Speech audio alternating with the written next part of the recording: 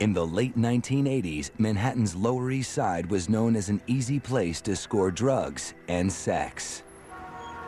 Prostitutes worked right in the open, turning $20 tricks for quick drug money along certain streets known as strolls. A stroll is where prostitutes ply their trade, where they're known to congregate, and the Johns can find them and do their business or get picked up. But one of those Johns was after more than cheap sex. He was out for blood. Tragedy happens in lives. Unfortunately, it was their lives. The world wouldn't know his name until after his killing spree had ended. Now, in a rare prison interview, serial killer Joel Rifkin talks about his sickening crimes down to the smallest detail. I remember while I was strangling in the truck, she had boots on. She was kicking the driver's side door, hearing this whole thing. Over a 4-year period, the sadistic killer patronized hundreds of New York City prostitutes. He strangled 17 of them with his bare hands. Why those 17 beats me. He discarded their bodies in remote areas or dumped them into local rivers. Some he dismembered. Cutting up a body, yeah, it's grotesque and repugnant to most people, but it's at a level less than the actual killing.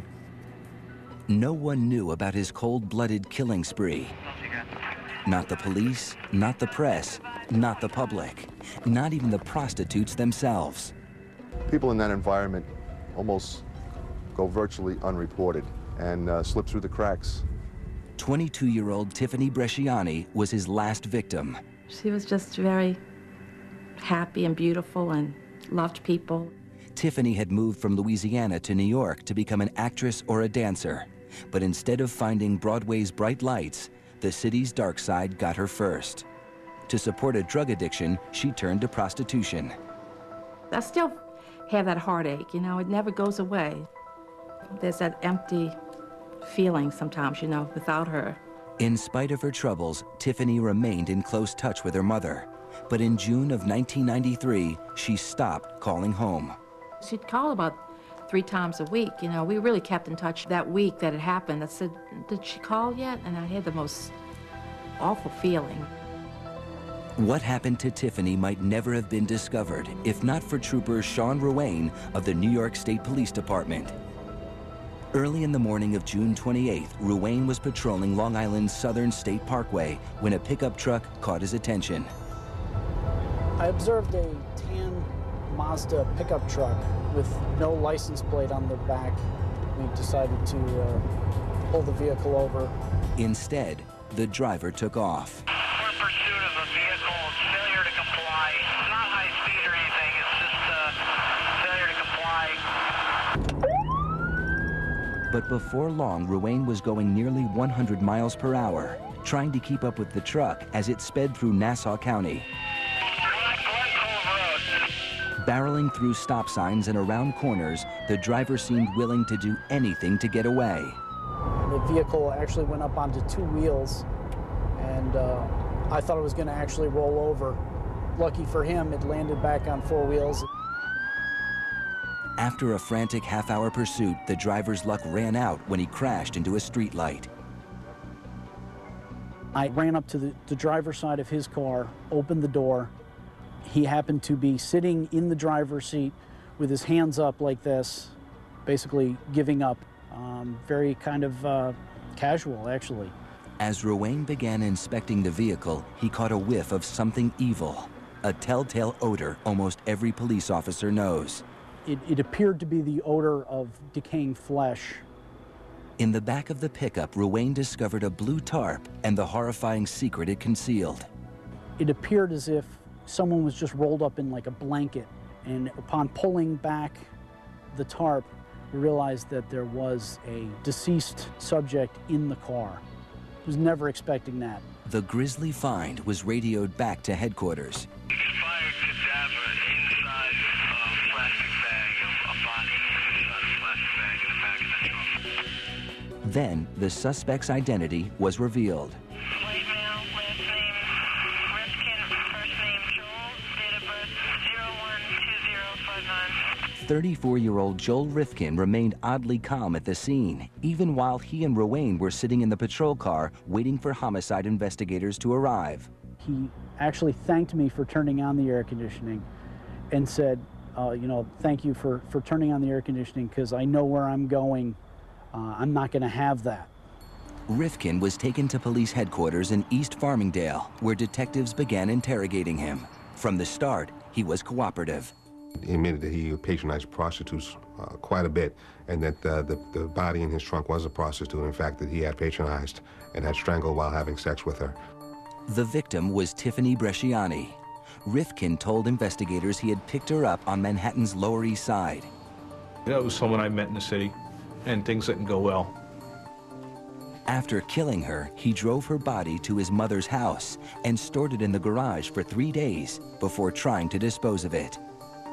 Pretty unusual. We never thought that somebody could do something like that. We've been around decaying bodies before, and it's a pretty disgusting smell. And for him to drive around with it, it just was unbelievable. That wasn't the only unbelievable thing about Rifkin. The detectives were amazed at his icy calm composure. He was very cool, emotionally detached. It appeared that he wasn't concerned about this at all. I had a feeling that he had done this before. Under questioning, Rifkin filled in more details about his life. He worked as a landscaper on Long Island, but was unemployed at the time. He lived in his childhood home with his mother and sister. But investigators sensed there was more, much more, to Joel Rifkin's story. Well, what I thought unusual is that here's a fellow that looks like he could be your next door neighbor, and then go out at night, pick up a girl and strangle her, kill her, and then dispose of the body, almost like it came like second nature. The detectives followed their hunch and asked Rifkin if there were other victims. I figured, you know, there was no point in being evasive. I gave him the whole thing. What Rifkin gave was more than anyone imagined. A confession that turned a down-and-out landscaper from Long Island into the worst serial killer in New York State history. At police headquarters, Joel Rifkin was playing a cat-and-mouse game with detectives. The 34-year-old unemployed gardener just confessed to the murder of Tiffany Bresciani, whose body was found in the back of his truck. But investigators believe there was more to the story. 7 hours into the grilling, Rifkin began to crack. They were wearing me down. It was already getting into afternoon. I'm tired. Didn't sleep the night before. They're very good at what they do. They know how to bring you to the edge and then take you back and then bring you back to the edge again. The detectives wanted to know how many other women he had killed. And then they decided to play a numbers game with me. And we asked him, like, how many have you done, 100 or so? And he said, no, I did not do it 100 times. And I came out with more than one, less than 20. And going through different numbers, he said 17. He gave us the number 17. Even to such seasoned homicide detectives, the number was a shock. When that number came out, I was taken aback a little bit. He fed off of that. I think he fed off of, listen, what I've done 17, and you guys are just catching me now. He offered to draw the skeptical detectives a map showing where he had put 2 other victims. I think they were very surprised. Finally, just, hand me a map and a couple of pens and, I'll draw you pictures. So I did. Rifkin's map led police to a remote part of JFK Airport where they found a skeleton beneath a rotting mattress. It was the remains of 25-year-old Iris Sanchez, whom Rifkin murdered on Mother's Day in 1992. This one happened incredibly fast. This was, of all the girls, the fastest. The other body was also where the map indicated, just off the highway in the Hamptons. It belonged to 28-year-old Lauren Marquez, a mother of 2 from Tennessee. I just basically leaned over her and grabbed her neck. We were able to recover these 2 bodies that had not been discovered before. So that pretty much put him in the realm of being believable. Now, with 3 confirmed bodies to his deadly resume, the detectives understood who they had captured. Not just a suspected murderer, but a confessed serial killer. I sensed that he had no remorse, and I don't think he thought of the victims as human beings. I think he thought of them as just as swatting a fly. On that June day in 1993, the interrogation stretched on for 12 hours as Rifkin described each of his 17 murders in gruesome detail. His recollection was very amazing. You can recall all these things from 1989, even all the way to 1993, with each victim, how he killed them, which ones he dismembered, how he disposed of them. Before the day was out, police executed a search warrant at his childhood home. His bedroom was a mess, filled with used dishes, soiled clothes, and discarded magazines. But among the filth, the detectives discovered valuable evidence, hundreds of personal items from his victims. We were overwhelmed, like, how are we going to go through this and go through meticulously? We started to find identification and jewelry and different things belonging to girls, underwear, clothing. Rifkin had saved trophies from each woman to help him remember the murders. As the numbers started to increase, an ID would, okay, that has a photo, I know who that girl was, or a piece of jewelry, okay, I know that it's from that girl. So yeah, it would help keep the sequence and to remember who was who and remember the events. Those become very important to him. Many times it's an aid in reliving the fantasy. Detectives also found a collection of research material on other serial killers. We found newspaper articles chronicling other serial killers at the time, Jeffrey Dahmer, Arthur Sawcross, different books on the Green River Killer. It almost seemed like he was making a study of these type of individuals, fully knowing what he was. Police hauled away hundreds of pieces of evidence, including a saw, a freezer, and a wheelbarrow containing a quart of fresh blood. To help unravel this awful mystery, they turned to his mother and sister, whom Rifkin lived with during his 4-year killing spree. I was incredulous that she didn't know, that nobody could know that these things were going on underneath their roof, but how well do we really know the people that we live with? As police confirmed each one of his 17 victims, a fuller picture began to emerge.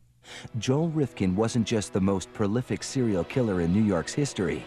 He was one of the worst of all time, eclipsing such infamous killers as David Berkowitz, the son of Sam, Richard Ramirez, the Night Stalker, and Albert DeSalvo, the Boston Strangler. As soon as the news got out, this case took a life of its own. After a life spent hiding in the shadows, suddenly the whole world knew who Joel Rifkin was. Where did you do it? Mr. Rifkin, are you responsible for 17 murders?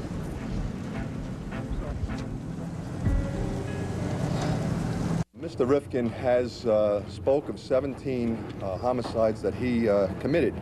On June 30th, 1993, New York State Police called a press conference to announce the arrest of serial killer Joel Rifkin. His operation consisted of picking up the woman, having sex with them, killing them, and disposing of them. One question above all seemed most important. Do you have a possible motive at this point? No, we don't. What could have caused such a quiet, unassuming man to kill so many women? Mr. Rifkin seemed like he could be your next-door neighbor, but at nighttime he had an extreme thirst for using prostitutes, and then he went on a killing spree that made him the most prolific serial killer in New York State history. No one would have dreamed Rifkin was destined for such infamy when he was adopted on Valentine's Day 1959 by Ben and Jean Rifkin. By all accounts, his early childhood was filled with love and support. Started out very loving, very, typical. My memories are mostly a few years of home movies and a lot of photographs. As we got older, though, and more of our personalities came out, more and more it became my father's little disappointment. Rifkin's father was a standout athlete and math whiz in college who had gone on to become a successful engineer at Brookhaven National Laboratory. He grew impatient with his son Joel, who had a high IQ of 128, but was plagued with severe dyslexia and coordination problems. Like every father, he's very excited about teaching me sports. He tried teaching me how to throw a football, which was his sport in high school. Oh, I couldn't catch the thing. And he just got, after a year or two, he got extremely frustrated. And that was that, no more football. Rifkin also had trouble connecting with children his age. By the time he entered school, he was constantly tormented by bullies, often in front of girls.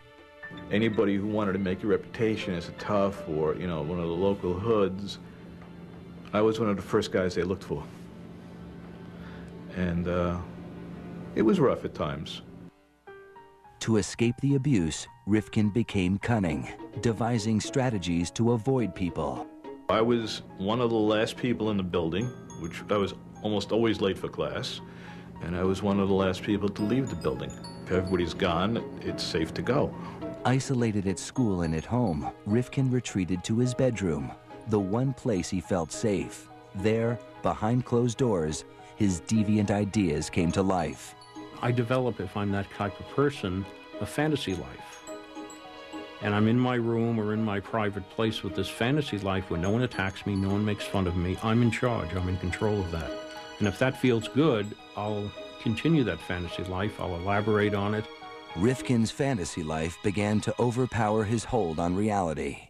After seeing the Alfred Hitchcock movie Frenzy as a teenager, he developed a sexual obsession with strangling women.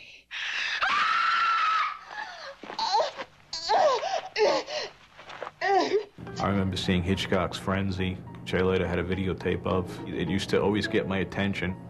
That built into fantasy life. Rifkin graduated from high school in 1977. He stayed at home taking a class at the local community college. 1 year later, he enrolled at the State University of New York at Brockport, 200 miles away. Before leaving for his first semester, Rifkin decided that he might fit in better if he lost his virginity. I figured, well, I should have at least some experience. I should kind of know something of what this whole thing is. Rifkin headed into Manhattan and picked up a prostitute. She knew I was a kid, basically, so this particular woman was, I would guess, in her 30s. She'd been around, so she basically, you know, played teacher. Rifkin didn't just learn about sex. After years of feeling rejected and humiliated by girls, for just $20, he could be the one in control. The feeling intoxicated him. Self-esteem-wise, you know, as long as you had the price of admission, that was it. There was no rejection. There was no, you know, you're weird, you're in there, none of that. But even with experience, Rifkin was still an outcast at college. After 2 years, he gave up and moved back home. His father was furious, tired of being disappointed by his underachieving son. Me and my father used to have these horrendous screaming matches over little nothing things. And I was made to feel like the worst kind of son on the planet. In 1986, Ben Rifkin was diagnosed with terminal cancer. Hoping to impress his father for once, Joel enrolled in a biology class at a local university. But just before his midterm grades were released, Rifkin's dad committed suicide by taking a cocktail of barbiturates. Rifkin was devastated, especially since he received a good grade. To this day, I think he timed that cocktail knowing the test was coming. He didn't want to see the failure. And I didn't get the chance to show him that it wasn't a failure. After his father's death, Rifkin sought acceptance the only place he knew he could find it, with prostitutes. When he started a landscaping business in 1989, almost every dollar he earned went into his obsession. That was basically my drug of choice, whether it was the sexual encounter or just hanging out with them. I mean, there were times I'd spend 8 hours just driving around in the city. In February 1989, 2 years to the week after his father's death, Rifkin finally succumbed to his dark fantasies. His mother and sister had gone on vacation, and Joel decided to bring home a prostitute. She was using heroin during that night. She shot up in the bathroom and passed out for 2 hours. We had sex once, and then she shot up again and passed out again. Rifkin, who never used drugs and rarely drank, became irritated with the woman's drug habit. In the morning, still frustrated, he grabbed a howitzer shell that he had in the house and began to hit her. And I just remember picking it up, and the first blow hit her above the eye in the middle of the forehead. And by the time I put it down, I don't know, at least 20 to 30 times I struck her with it. Rifkin thought she was dead, but she wasn't. I'm hopping around, and she sits up. And that completely had me freaked out. So we ended up wrestling on the floor. I got bitten in the process. I still had the scar from that. And probably smothered her more than I strangled her. And that was the first murder. He dragged her body to the basement. Minutes after committing his first murder, Rifkin went back to bed. 4 hours, 6 hours. And woke up, realized that, oh yeah, I did do it this time. And then had the problem of how do I get this large item out of the house? Rifkin used an X-Acto knife to cut her body into pieces. And I just decided to make the package smaller. It's easier to take it out in little pieces than to take it out in one big piece. So a little hobby knife and a little effort, made 6 pieces out of her. Once I had everything carved around, I just popped it with force. The hip socket and arm sockets just popped. Rifkin drove around, throwing her body parts out of his car window along various highways. She has still never been identified. Then Rifkin went home and resumed his normal life. I don't remember any rage, any anger, just doing it. That's the odd thing about most of these murders, in that I didn't get intensely enraged. They just took place. For the first time in his life, Joel Rifkin was finally good at something. He was good at murder.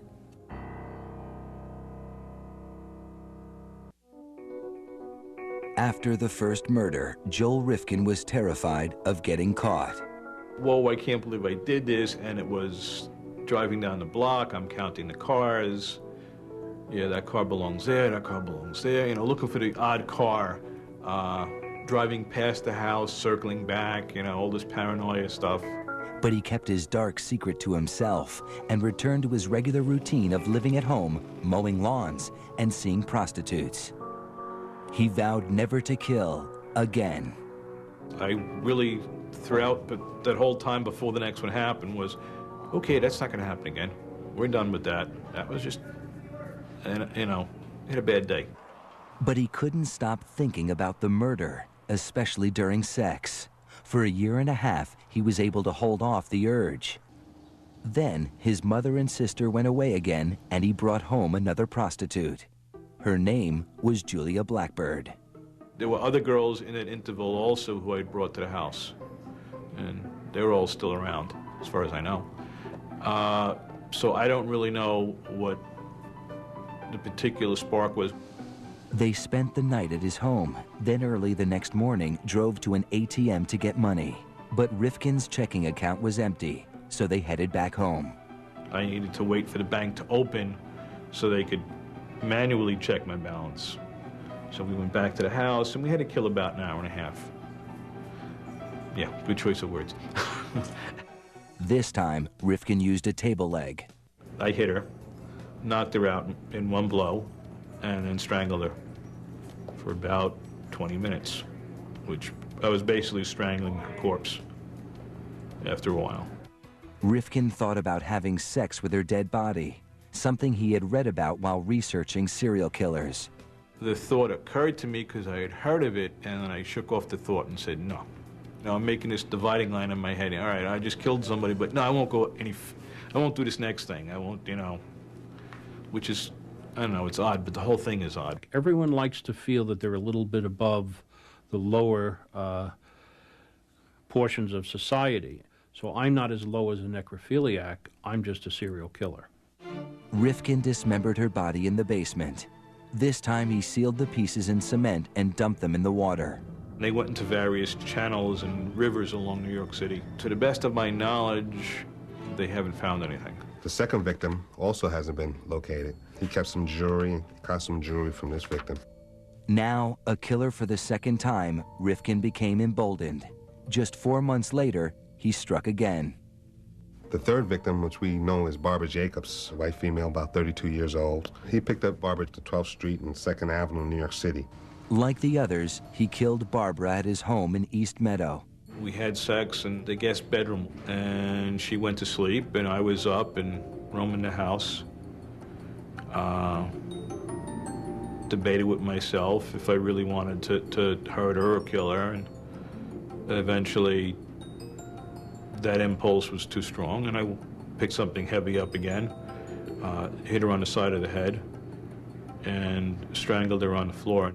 Rifkin kept her body in the basement for 2 days. The body had just begun to change. It looked like it was bloating, so I became afraid to cut it. So I found a mattress box or some kind of narrow, long box, rectangle. So I slid her into that and dropped it in the Hudson River. Her body was found shortly afterwards, but never identified, remaining a Jane Doe until after his arrest. Rifkin didn't care. They were objects. You know, I didn't think of them as having anything else but drug habits and, you know, sex and money. In my mind, they never had families, never had anything. These killers, over and over again, have an abnormal need for power and control. We all like a certain level of power and control, but they have an abnormal need for it. Why? Because it was taken away in their earlier years. So now they're going to react, and now they're going to try to overcompensate for that. Self-employed, with no friends or social life, Rifkin was able to carry on with impunity. His family left him alone and didn't ask questions. Mom was like, hey, as long as he's not moping, as long as he's out doing something. His family pretty much were resigned to the fact that the type of person he was, a loner, kept to himself a lot up in his room. He would be out roaming at all hours of the night. That was a normal course for him as far as the family was concerned. A few of the women actually escaped his death grip, unaware of his fatal intentions. One girl she managed to hook her foot around and lift me up to the roof of the car. And broke contact, and I'm basically dangling like a bug. And I relaxed, she relaxed, and she was like, I gotta quit doing this. And of course, you're probably like me, I gotta quit doing this, and the next night she's back out and I'm back out. The first 3 murders had occurred with long intervals between them. But his 4th victim, 22-year-old Mary Ellen DeLuca, happened just a few weeks later. Rifkin says he didn't even intend to kill her. We ended up in a hotel room. My thinking was, 2 people walk into a hotel room, 2 people have to come out of a hotel room. So I was looking for ways to avoid the killing. In the room, DeLuca began to lament about her life. She was saying stories of how she had just come out of rehab and now she's getting stoned again, and her life is crap, and this has got to stop, and I wish I was dead. And I was like, she didn't have to say much more after that. Rifkin grabbed her throat. So we didn't even have any sex. Nice, the heck with it. Never even started the sex act, just strangled her. Now he had a problem. He had to get DeLuca's body out of the motel without anyone seeing.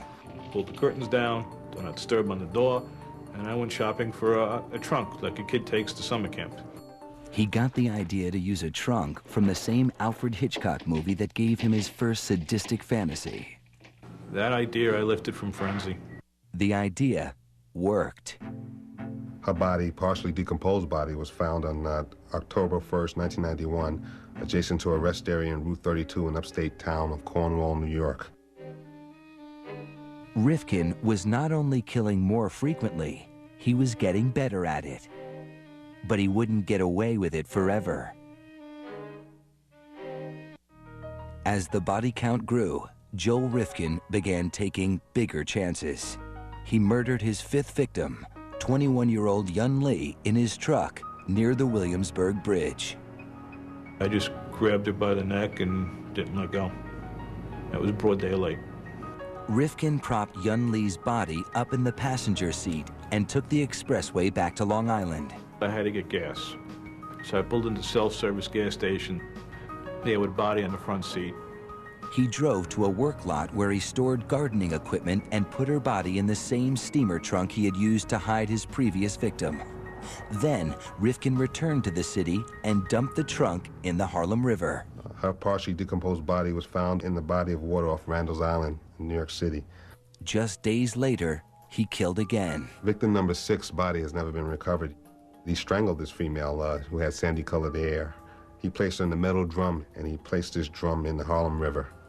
While disposing of this still unidentified victim, Rifkin was nearly caught by 2 police officers. I roll the barrel off, splash, turn around, and there's a flashlight. And it's 2 of New York City's finest. What are you doing? He told the officers he'd been scavenging for car parts. The cops let him go. That was the type of thing, yeah. Rifkin went on to kill 11 more women. His murders didn't stand out in a city that was averaging 2,000 homicides a year. The multitude of cases and homicide cases and victims that in New York City, a jurisdiction like New York City gets, this is just an unfortunate thing sometimes. By the end of 1991, his 3rd year of killing, Rifkin had murdered 7 women. In the next year alone, 1992, he killed 8 more. I'm not even thinking about it anymore. Some of these other girls, it just didn't take anything. Very almost automatic. All of his victims were strangled. Joe Rifkin is a true sexual sadist. That thrill that he gets, it gets intermingled in sex. But again, keep in mind that tremendous feeling of power and control he would have strangling a defenseless prostitute. By discarding the bodies over a wide area, Rifkin kept police from connecting the murders. Nobody Rifkin knew suspected anything either. If you met Joel on the street, you would think that he was an unassuming guy. I don't think you'd take a second glance at him. Then, in late June 1993, Rifkin picked up his last victim, Tiffany Bresciani, while driving his mother's Toyota. He strangled her in the back seat and drove home. She's naked. I threw some car mats on her. I remember passing a tour bus, deciding it's not a good road. And I remember pulling off, drove to Kmart. Rifkin bought a blue tarp to wrap up Tiffany's body. Now it's around 9 o'clock in the morning. Drive home. Mom has some shopping errands to run. And it's her car. So Mom drives off with basically a very odd-shaped package in her trunk. And Mom never used the trunk that morning. After his mother returned, Rifkin moved Tiffany's body to the garage, where he left it for 3 days. Very hot days, and now it's nice and ripe. Early in the morning of June 28th, Rifkin drove off to dispose of Tiffany's body. But his truck's license plate wasn't properly attached. I heard it fall, and I'm a sloppy mechanic. There's tools everywhere. So I thought I had left a wrench or a socket someplace, and it bounced off. Soon after, Rifkin saw flashing lights in his mirror. Knowing the police would smell the stench from Tiffany's body, he decided to make a break for it and drive into the ocean. I was looking for literally a place to crash. I figured sink the truck, swim, hide under the pier for a while. I don't know what I was thinking. Instead, Rifkin crashed into a light pole after a 30-minute chase. He offered no resistance as Trooper Sean Ruane took him into custody. He asked me, he's like, why were you stopping me anyway? At which point in time I advised him that the reason why we stopped him was because there were no license plates on the vehicle. At which point in time he responded, you know, it's always a 25-cent part. Joel Rifkin's killing spree was finally over. The world was shocked when it learned of his crimes.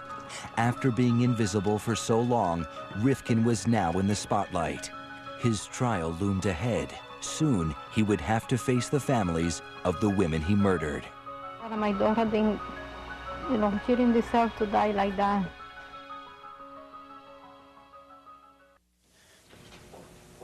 I'm not guilty. Unlike his victims, Joel Rifkin would not have to fight for his life at any of his trials. New York did not have the death penalty at the time.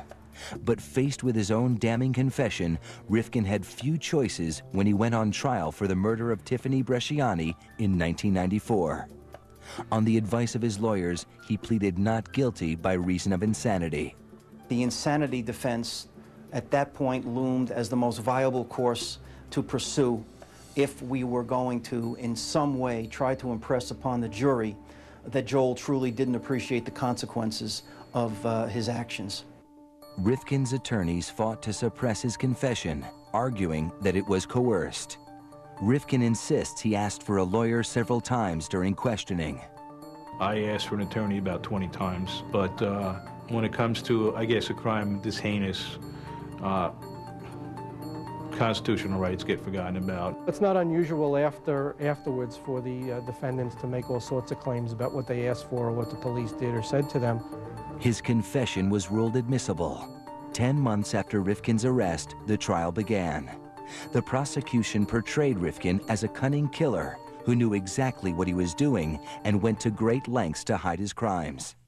He was bright enough to be able to pick the type of victims that would not be noticed missing right away, to do it, to kill these people in areas that would provide him with seclusion, and dispose of the bodies in such a way that law enforcement wouldn't be able to put one together with another.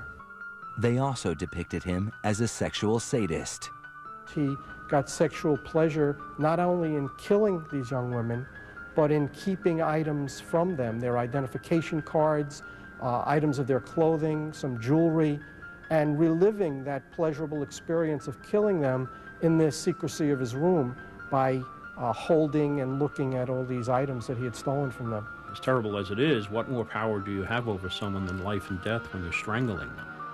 The defense argued that Rifkin was a paranoid schizophrenic, legally insane, and incapable of comprehending the consequences of his actions. We were claiming that he was laboring under such a pernicious disease that he really wasn't appreciative of what he was doing. Tiffany Bresciani's mother testified at the trial. I knew I had to take a stand not only for my daughter, but for all women in the world. The mothers of 2 other victims were constant fixtures at the courthouse, demanding justice. They wouldn't let me do it, I'll kill him myself. Rifkin's mother was there as well, standing by her adopted son in spite of his gruesome crimes. I didn't know what unconditional love was until my arrest. In the courtroom, Rifkin appeared disinterested, falling asleep several times during the trial. After 2 weeks, both sides made their closing arguments. The dead, even though disposed of, were dates to Joel Rifkin. His mind never drew the connection between what was real, what was fantasy, what was life, what was death. He knew when he killed Tiffany Bresciani that he was a serial killer. He knew it. He was studying it, he was reading about it.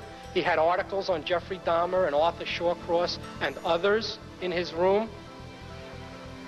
And he was doing it to satisfy his own sexual perversions. The case went to the jury. 2 hours later, the verdict was in. As to count 1, murder in the 2nd degree, what is your verdict? Guilty. At sentencing, the judge gave Rifkin the maximum. You have been found to have knowingly committed the most heinous act one can commit against a fellow human being, the taking of a life. You, Joel Rifkin, are hereby sentenced to an indeterminate term of imprisonment with a minimum of 25 years and a maximum of your natural lifetime. I don't hate him, I don't hate anybody. I just can't understand that. It's still a shock to me. I don't understand it. Over the next 2 years, he entered guilty pleas to 8 more murders. In 1996, when he was sentenced for the murder of Iris Sanchez, Rifkin offered his first apology. What I have done can never be forgiven, but I ask you to believe me when I tell you that I will never understand the part of me that caused me to do these terrible things to your children. Not only will I go to my death reliving these horrors, but I will go there never knowing why I did them at all. You all think that I am nothing but a monster, and you are right. Part of me must be. The judge was unmoved. Mr. Rifkin, in case there is such a thing as reincarnation, I want to be sure that you spend your second life in prison also. In all, Joel Rifkin was sentenced to more than 200 years in prison. Today, he has nothing but time to contemplate his crimes. I really didn't get a firmer grasp of what I did until around 9/11, when people were putting posters up looking for loved ones. And that made me realize, yes, there are families and what the families went through. And it changed perspective on a lot of it. Because many serial killers were abused as children, psychiatrists looked there for the source of Rifkin's violent impulses. But with such a normal childhood, Rifkin himself says he doesn't know why he turned into such a monster. They're looking for the cigarette burns, they're looking for the broken bones, and it's just not there.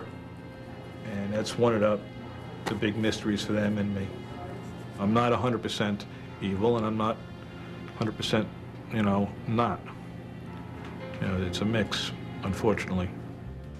After taking antidepressants prescribed by prison doctors, Rifkin says he now sees his crimes in a different light. Now the memories are the reverse of fantasies. Now I wake up. Now it's like a kid waking up from a nightmare. They come and I wake up and get something to read to distract myself. But Rifkin also says he can't guarantee, if he had the chance, that he wouldn't kill again. The honest answer is I don't know. I don't know if I was released, if I'd ever kill again. I might.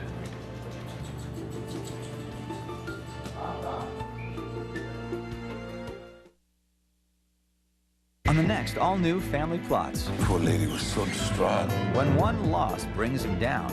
He'll dwell about this lady's death for the rest of the day. One life can cheer him up. Chuck took his kitty to a costume party. I think we need a little help. Up against the ropes, baby. An all-new Family Plots. Sunday at 9 on A&E.